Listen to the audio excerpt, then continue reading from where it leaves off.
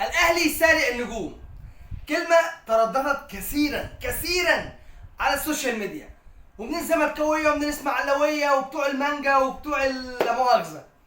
هنتكلم النهارده عن صفقات النادي الاهلي واخبار والله العظيم ثلاثه سخنه نار.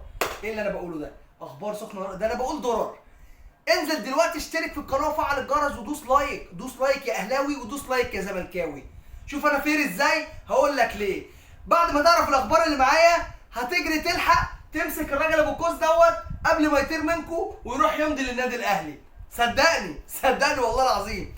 السلام عليكم ورحمه الله وبركاته، احباء واصدقائي في كل مكان، احباء ملعب الهداف. اهلا وسهلا بكم في حلقه جديده ناريه والله طب حلقه ناريه وسخنيه وبراجيليه واوسميه ومتعقبويه. خش دلوقتي انزل اشترك في القناه وفعل الجرس، اسمع مني ودوس لايك، وشير على قد ما تقدر. هقول لكم الاخبار وبعد كده هنتكلم مع بعض في عجاله كده في 5 دقايق ان شاء الله، مش هطول عليكم اكتر من 5 دقايق. فيلا بينا نخش في الموضوع الاولاني. رسميا كده امام عاشور في النادي الاهلي. والكلام ده انا قايله بقاله اكتر من اسبوعين. امام عاشور في النادي الاهلي. الموضوع كله وقت. في مفاجآت لكولر هقولها لكم برضه، وفي صفقات جديده هقولها لكم برضه. تعال نبدا كده باول حاجه. كولر يتمسك بمحمد رضا بوبو. مش كانت الموضوع خلاص خلص؟ قال لك لا انا عايز اللاعب ده. فكولر متمسك بمحمد رضا بوبو، والنادي الاهلي الخطيب وعد كابتن كولر وقال له ان شاء الله هيكون في المرتبه الاولى لينا، مع ان هم طالبين مبالغ كبيره، ولكن احنا هنحاول نتفاوض معاهم ونخلص الصفقه واعتبرها في النادي الاهلي.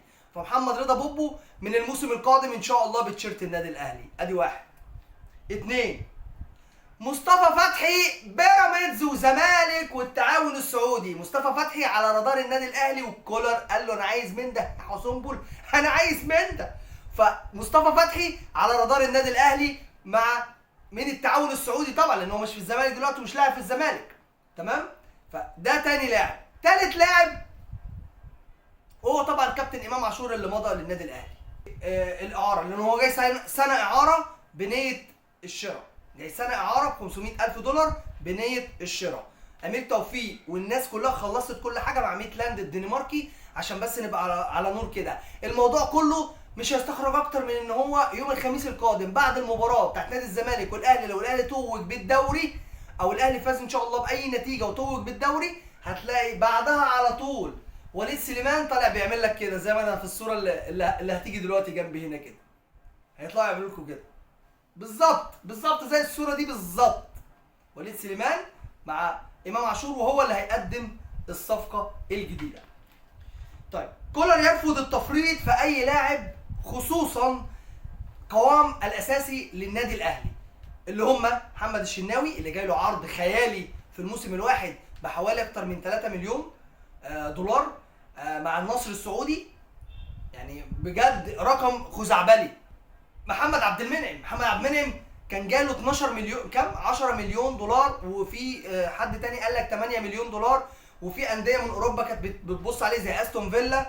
محمد عبد المنعم قفلوا باب التفاوض وهيبقى من المرتبه الاولى، وهيعدلوا عقودهم الاثنين بالتراضي، اولا عن طريق اعلانات وعن طريق حاجات تانيه وصفقات وناس رجال اعمال بتحب النادي الاهلي وقوام النادي الاهلي وبتحافظ عليه، هيساعدوهم في ان هم يلموا الشمل وما يبعدوش ولا يخسروا واحد من فرقتهم.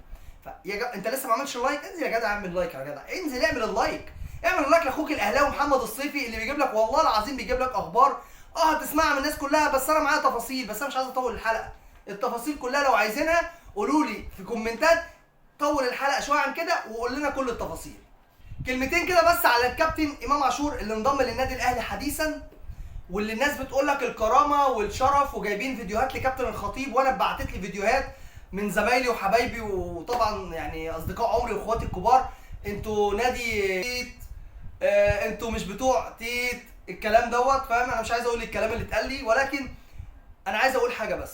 امام عاشور مش ابن من ابناء النادي الاهلي ولا ابن من ابناء نادي الزمالك. هل امام عاشور يجي النادي الاهلي بعد اللي قاله عن صالح سليم؟ اعتذر مره واثنين وثلاثه، وعلى قناه واثنين وثلاثه، وببرنامج واثنين وثلاثه. هل وليد سليمان يقبل ان امام عاشور يخش النادي بعد ما شاطه بالشلوت في كاس السوبر؟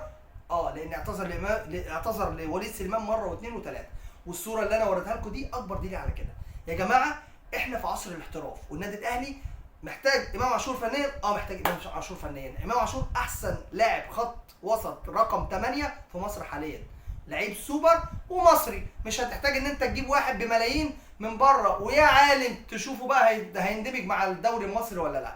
فدي كده كانت في عجاله وبس كده. ده كان اخر كلامي النهارده، وان شاء الله انتظروا مني حلقه بكره باذن الله هتكون جيده جدا فيها اخبار عن تطورات صفقه مصطفى فتحي.